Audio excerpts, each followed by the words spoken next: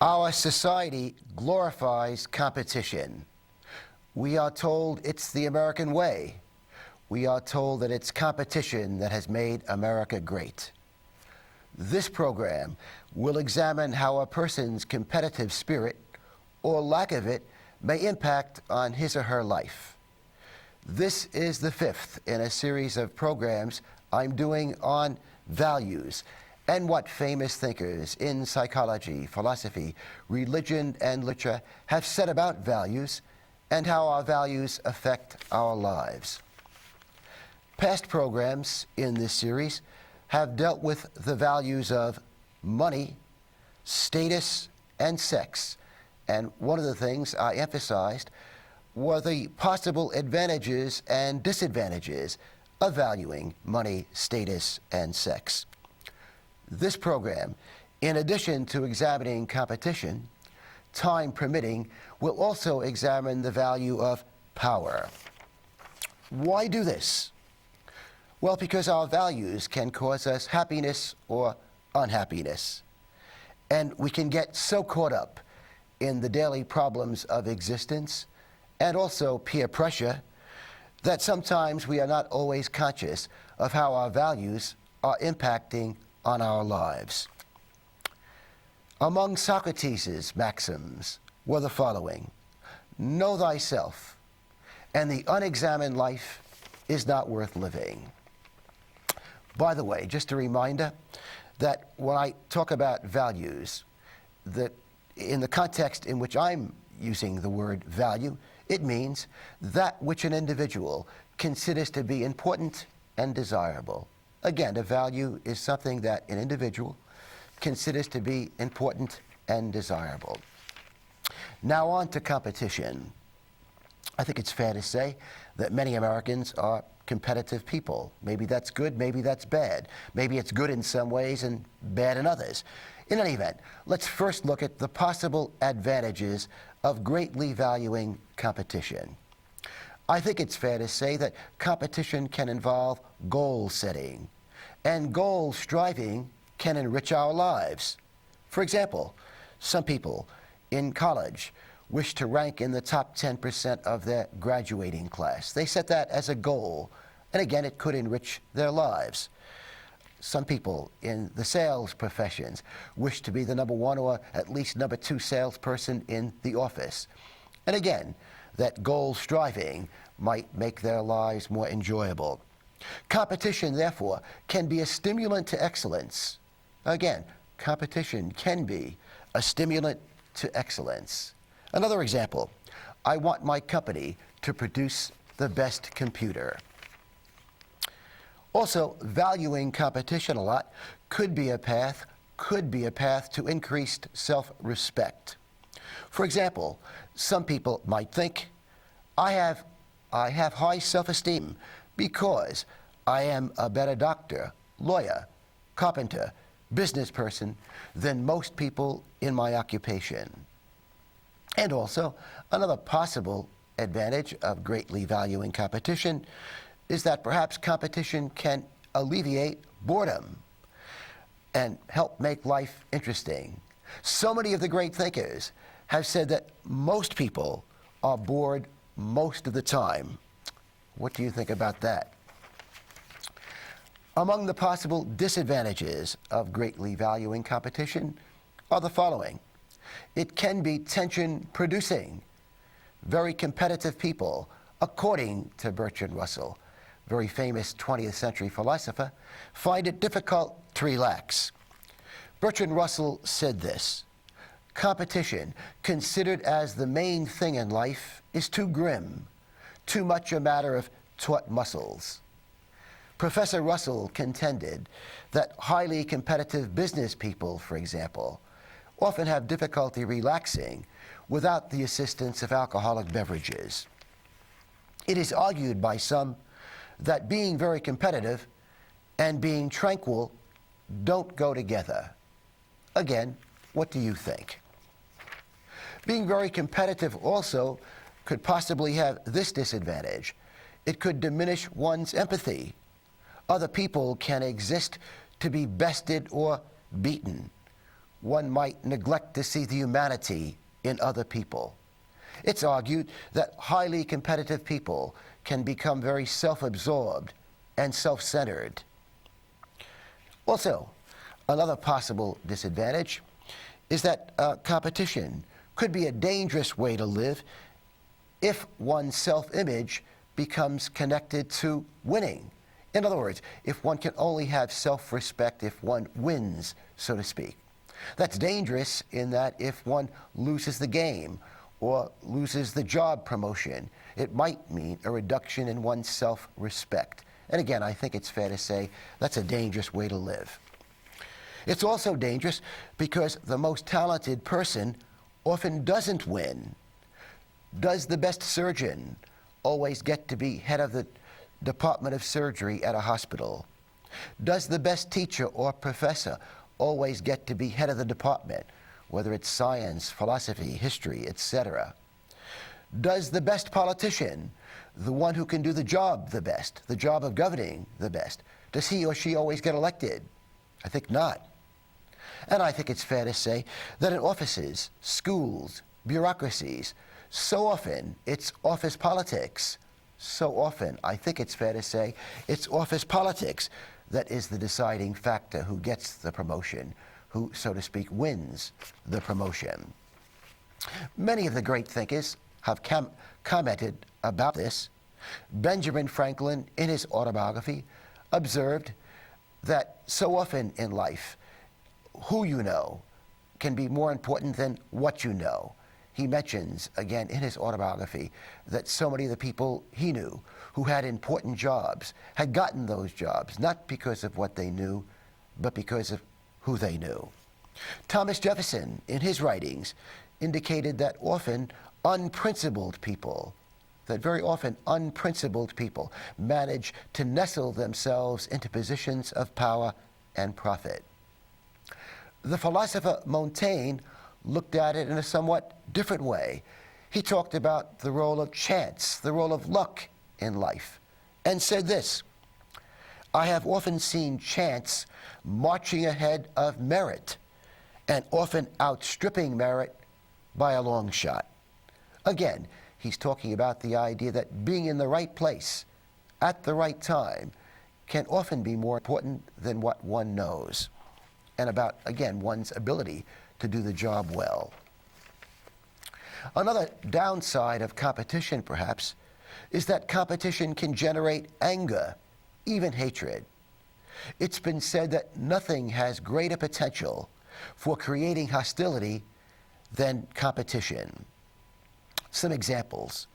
We know that in Europe and in Latin America, professional soccer matches have often resulted in riots, where the fans have rioted to the degree that there have been stampedes, and some people have even been killed as a result of these riots, which have happened usually after someone's team lost.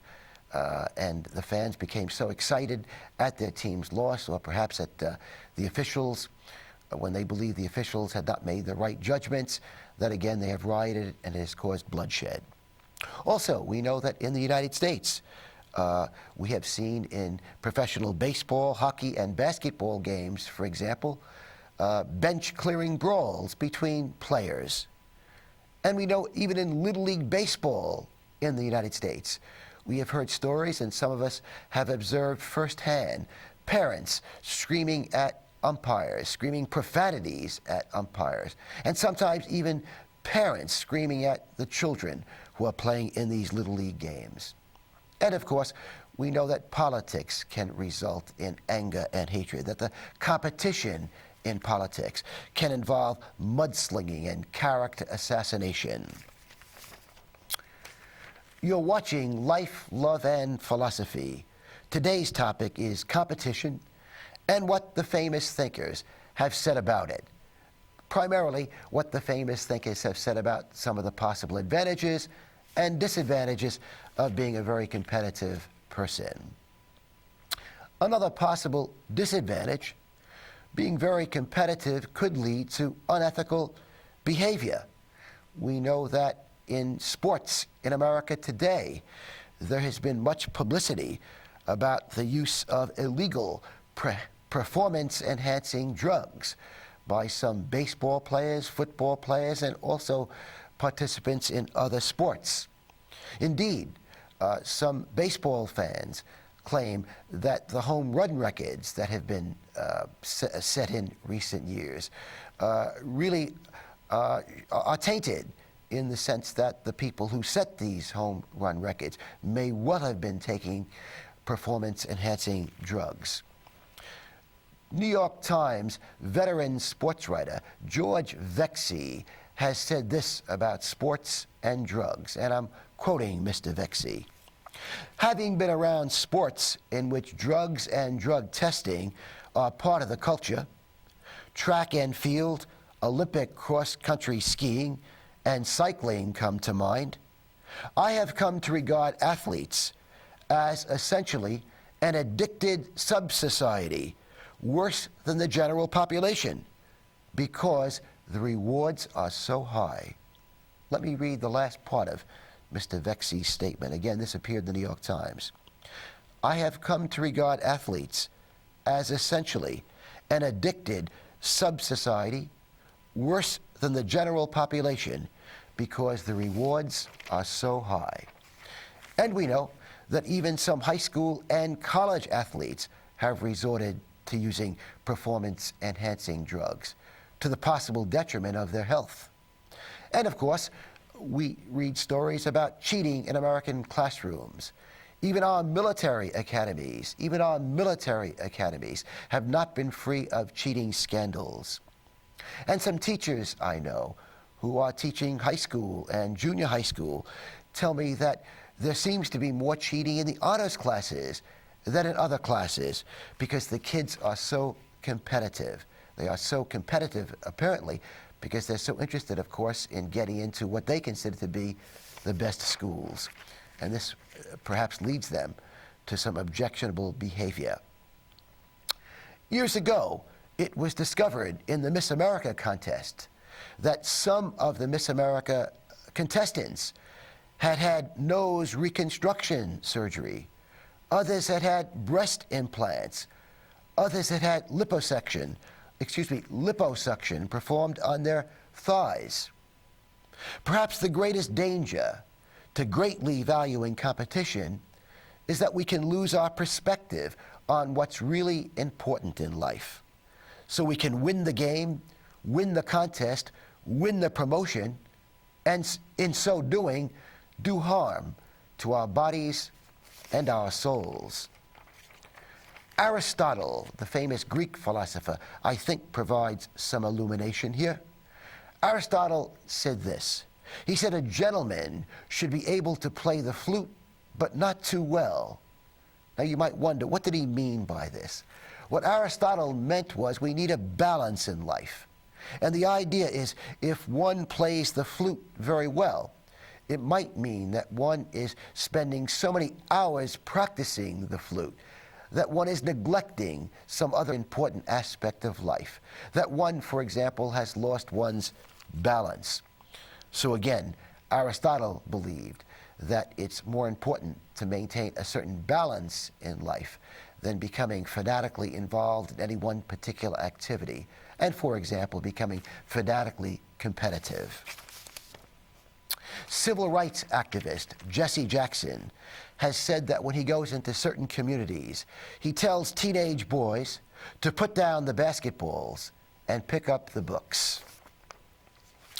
What do the great religions say about competition? Was Jesus very competitive? Was Buddha very competitive? Well, the emphasis in the great religions is not on beating other people, but in conquering oneself. I'll say that again. The emphasis in the great religions is not on beating other people, but in conquering oneself. In other words, the idea is that if we are truly religious, we should be interested in exercising power over ourselves to the degree that we can try to conquer the greed in us, the envy in us, the lust and the hatred in ourselves. Buddha put it very well. The Buddha said this: it is better to conquer oneself than to win 1,000 battles.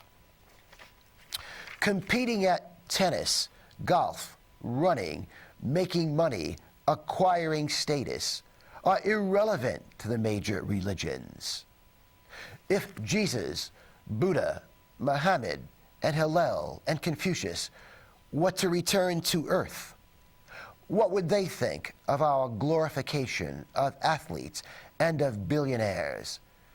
Would they come to see us as a bunch of hopeless losers who have lost our way, who have lost our perspective? I'm going to give actor Henry Winkler the last word on competition. Winkler, as perhaps you know, is best known for his role as the Fonz in a television sitcom series which aired years ago and which was a very popular sitcom series. What you may not know is that Henry Winkler is a very accomplished actor, a very versatile actor, who has also performed Shakespearean roles. In any event, Henry Winkler said this about competition, and I'm quoting him, and I think you will find this very interesting. Self-respect is the cornerstone of joy. I have a theory that in Western culture, we're taught not to like ourselves. This generates anger in people. You become very competitive instead of creative. And you want too many things when self-respect is missing. That's the way people live in this country. We have more than we need. If we were taught we're good the way we are, we would not need so much, nor would we consume so much. And we wouldn't be so concerned with what other people think of us. So Winkler, in response to the question, why do we compete, says, in his opinion, it's because so often Western culture teaches people not to like themselves, and therefore people often compete to acquire self-respect. And as you recall, he went on to say, if we were taught we're good the way we are, we would not need to compete, nor would we need to consume so much, to buy so much, to show off our possessions, to feel good about ourselves. I think the most important sentence that Winkler expressed was this: self-respect is the cornerstone of joy. And also, another very important sentence was this. He said that he values being creative more than being competitive. Again, he thinks being creative is a more significant value than being competitive. What do you think?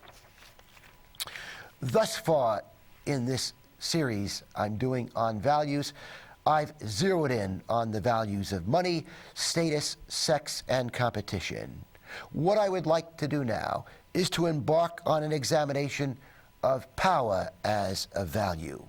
I think it's fair to say many people in America, probably in the world, do value power. And again, what have many of the great thinkers said about this? Psychiatrist Alfred Adler wrote this. Adler said, the goal of superiority, of power, of the conquest of others, is the goal which directs the activity of most human beings. And Leo Tolstoy, in War and Peace, has one of his characters say this: what men considered sacred and important were their devices for wielding power over their fellow man. What are some past and present examples of people questing for power over other people? Well, I think an obvious illustration is that throughout history, and even today, many men quest for power over women. We know that history also shows us that so often white people have wanted power over black people. And some whites have wanted power over other whites. Napoleon and Hitler embarked on programs of conquests and did conquer, indeed, other countries inhabited mostly by white people. And we know that in Africa, some black tribes have endeavored to conquer other black tribes, and indeed, so often in the past, have succeeded in doing so. And we know that in virtually every office, factory, school, university, and government bureaucracy, there is a strutting, preening Napoleon. In fact, I recall at a university I worked at some years ago, that one of the administrative assistants said to me, she said, "Phil, I think my boss takes boss's pills." Perhaps you also have come into contact with some bosses who take boss's pills. Let's examine some of the possible advantages and disadvantages of greatly valuing power, and therefore wishing to exercise power over other people. I think one of the advantages is this. If one succeeds in acquiring power over people, perhaps it could make one feel good about oneself. It could make one feel important. Alfred Adler, the psychiatrist I quoted before, believed that all people have some feelings of inferiority, and perhaps having power might be an antidote for some people to their feelings of inferiority. Also, on a more positive note, if one has power over other people, one might be in a position to do much good in the world, that one might be able to do a lot to promote justice and goodness in the world. Abraham Lincoln, I think, would be an example of a person who used personal power in that way. And Nelson Mandela, when he was the president of South Africa, I think it's fair to say, used his political power to try to advance the cause of justice and goodness in the world. Among the possible disadvantages of valuing power, well, it might mean that one might have to prostitute oneself in order to get power. I think it's fair to say that in politics, for example, if one wants power, one might have to pander to a lot of lobbyists, because after all, they provide money for political campaigns. And I think it's fair to say if one wants power in business or education, one might have to go along to get along. Mahatma Gandhi put it this way. He said, "How heavy is the toll of sins and wrongs that wealth, power, and prestige exact from man." Another downside of valuing power is that power often involves responsibility, and responsibility might not feel so good. It's often been said by historians that Abraham Lincoln, when he was president during the Civil War, was overwhelmed by the suffering he observed on the Civil War battlefields. And we know that President Lyndon Johnson, during the Vietnam War became very depressed. Indeed, his wife has said that she believes he may have become clinically depressed because of all the suffering young American boys and girls were doing in Vietnam. As you know, more than 50,000 young Americans died in Vietnam. Also, of course, if one values power very much, we know that power can have the effect of corrupting people. One of the most famous quotations on power, and I suspect you are aware of it, is this. It comes from Lord Acton, 19th century British intellectual. He said, "Power tends to corrupt, and absolute power corrupts absolutely." The founding fathers, our founding fathers, of course, were well aware of this, that power could corrupt. And that's why they wrote a constitution which attempts to separate power and divide power. So we have power separated into the three branches of government, the judicial, executive, and legislative, for example. Again, an attempt to make sure that neither the president, nor the Congress, nor the Supreme Court has too much power. It's also been said that power can cloud a person's vision. Power can cloud a person's vision. Historian Will Durant said this, "Power dements even more than it corrupts." Power dements even more than it corrupts. Some people would say that perhaps power had demented President Nixon, And that's the reason for the Watergate scandal of years ago. And some people would conclude that some big business CEOs became corrupt and did all kinds of things that landed them in jail because power had demented them also. By the way, it's been said that if you give people power and they have an opportunity to exercise power, that will reveal their true character. Again, give a person power and that's likely to reveal their true character. We're likely to find out how good or perhaps how bad they are. Plato suggested that the only people who should be given power are those who don't want it. It's interesting, Albert Einstein declined the presidency of Israel.